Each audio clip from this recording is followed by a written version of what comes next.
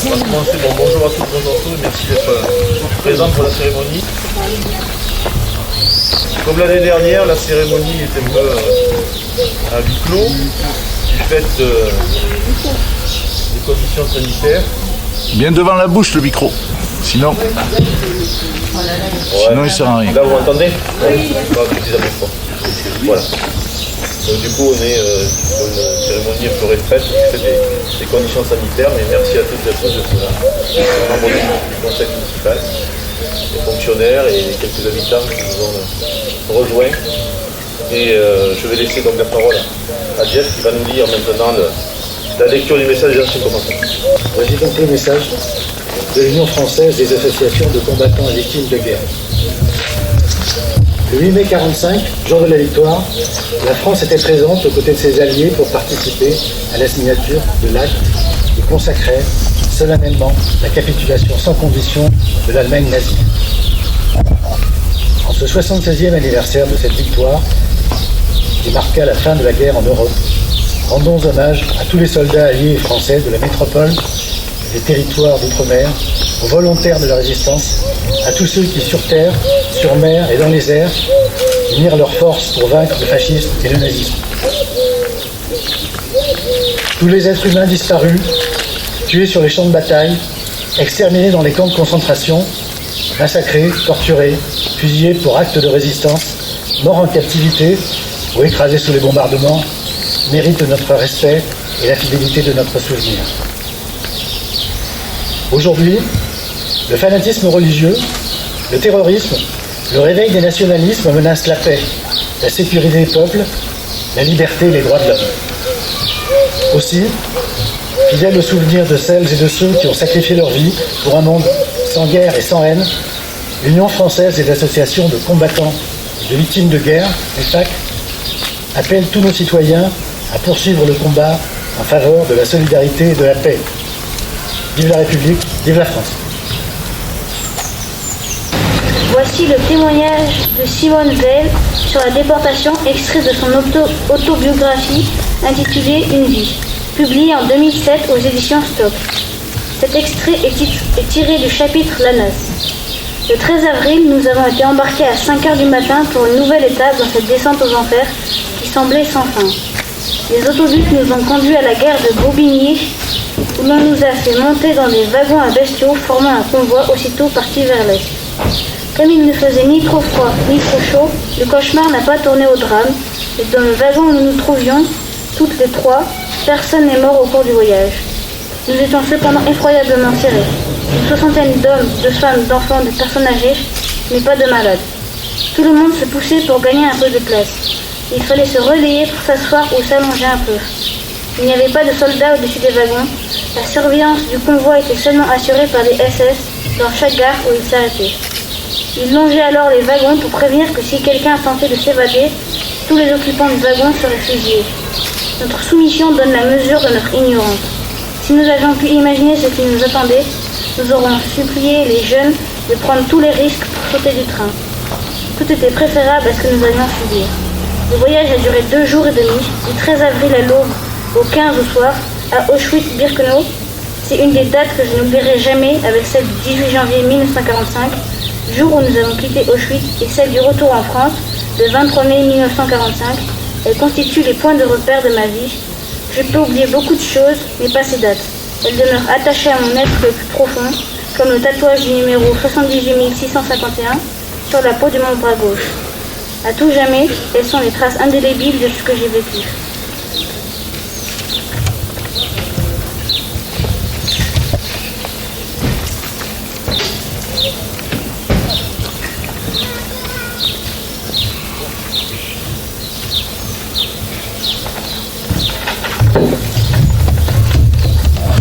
Donc, je vais vous faire lecture du message du secrétaire d'État.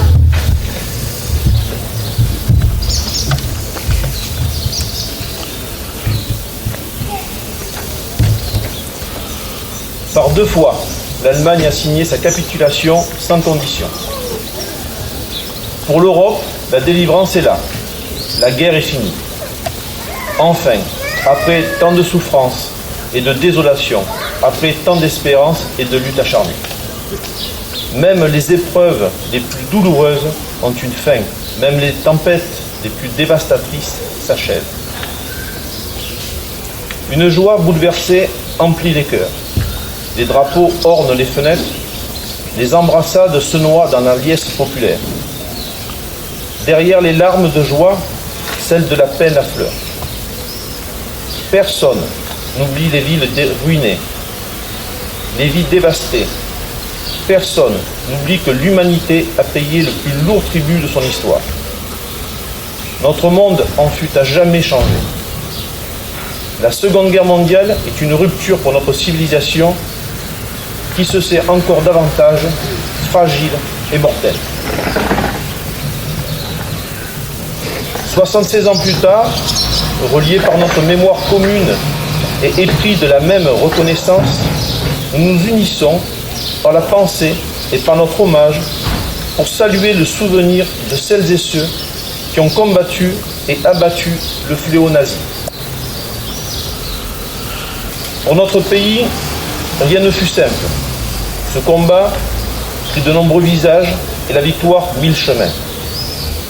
Malgré les ardents soldats de Montcornet, d'Abbeville, des Alpes, de Saumur et tous ceux de 40, l'ombre de l'occupation, de la division, puis de la collaboration a jeté son voile obscur sur la France. Il y a 80 ans, en 1941, les flambeaux de la résistance brillaient déjà. Le flot du refus et de l'espérance montait tandis que la répression forgeait son funeste souvenir à Châteaubriand, au camp de Souges ou au Mont-Valérien. La France libre recevait les ralliements des territoires ultramarins et poursuivait son inlassable épopée. Dans les sables de Koufra, elle nouait un pacte avec la victoire et par la voix du colonel Leclerc, regardait déjà vers Strasbourg. À l'instar d'Hubert Germain, dernier des compagnons de la Libération, ce fut toute une jeunesse ardente et résistante qui refusa la défaite et l'asservissement, qui refusa de servir les desseins de l'occupation, de l'occupant. Tous, ils ont permis à la France de s'asseoir à la table des vainqueurs. Cela fut rendu possible par le combat acharné des armées françaises et des armées alliées, par les forces françaises libres qui jamais ne cessèrent la lutte, par le dévouement des résistants de l'intérieur, par chaque Française et Français qui a refusé l'abaissement de la France et la négation de ses valeurs. Notre gratitude demeure indéfectible. Entendons les mots de Malraux. Un monde sans espoir est irrespirable. La victoire de 1945 est le succès de l'espérance, mais elle est aussi l'ordre d'un nouvel effort collectif pour la reconstruction, pour la paix et pour l'Europe. Hier comme aujourd'hui, face aux épreuves et aux crises du temps, la nation française se tient debout, résiliente et espérante. Unie et solidaire, souvenons-nous de l'adversité surmontée et de la liberté reconquise.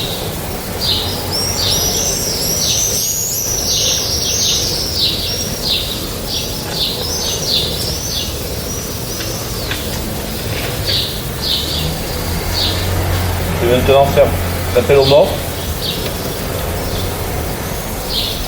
Pour la guerre 14-18, Allier Gaston, mort pour la France. André Félix, mort pour la France. André Marius, mort pour la France. Aymar Albert, mort pour la France. Bessa François, mort pour la France. Barral Étienne, mort pour la France. Blanc Émile, mort pour la France. Boucher Aimé, mort pour la France. Charles Émile, mort pour la France. Chazot André, mort pour la France. Chrétien Aimé, mort pour la France. Émy Combémile, mort pour la France. Coulon Jean, mort pour la France. Couvre Mathieu, mort pour la France. Desjardins Raoul, mort pour la France. Delmont Camille, mort pour la France. Delors Désiré, mort pour la France. Fabre Albert, mort pour la France. Fabre Eugène, mort pour la France. Forêt Isidore, mort pour la France. Genolier Jean, mort pour la France. Coura Armand, mort pour la France. Coura Émile, mort pour la France. Gruvel Émile, mort pour la France. Gruvel Yves, mort pour la France. Jean Antonin, mort pour la France. Lange Marcel, mort pour la France. Lausière Gaston, mort pour la France. L'Hermé Casimir, mort pour la France. Mansémé, mort pour la France. Martin Prosper, mort pour la France. Louis René, mort pour la France. Audou André, mort pour la France. Pellegrin Armand, mort pour la France. Figurier Henri, mort pour la France. Renaud Camille, mort pour la France. Ré René, mort pour la France. Richard Louis, mort pour la France. Roche Basile, mort pour la France. Roche Constant, mort pour la France. Sabatier Alphonse, mort pour la France. Sabatier Édouard, mort pour la France. Trial Paul, mort pour la France. Vedel Gabriel, mort pour la France. Viala Paulin, mort pour la France. Vidal François, mort pour la France. Vidal Louis, mort pour la France. Martinez Émile, mort pour la France. Pour la guerre, 1939-1945. Rousson Jean, mort pour la France. Berquier Roger, mort pour la France. Figuier Marcel, mort pour la France. Mazurel Louis, mort pour la France. Rouget Edmond, mort pour la France. Nous allons faire une minute de silence.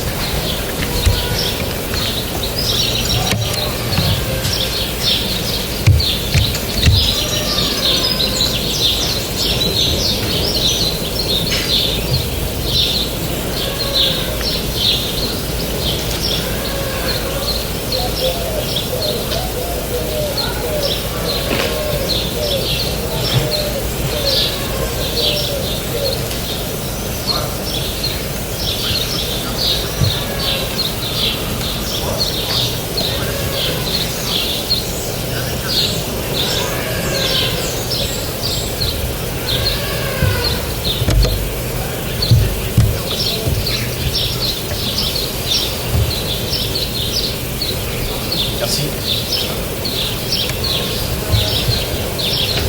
Merci à toutes et à tous d'être encore une fois venus. Merci à, je crois qu'il y a Caroline Brigitte qui nous a rejoint tout à l'heure. Merci. Comme vous le savez, ça va finir sans un petit pot qui était habituel, malheureusement. On espère que bientôt nous pourrons nous rejoindre et de faire des choses un peu plus amicales. Car aujourd'hui c'est un petit peu plus compliqué.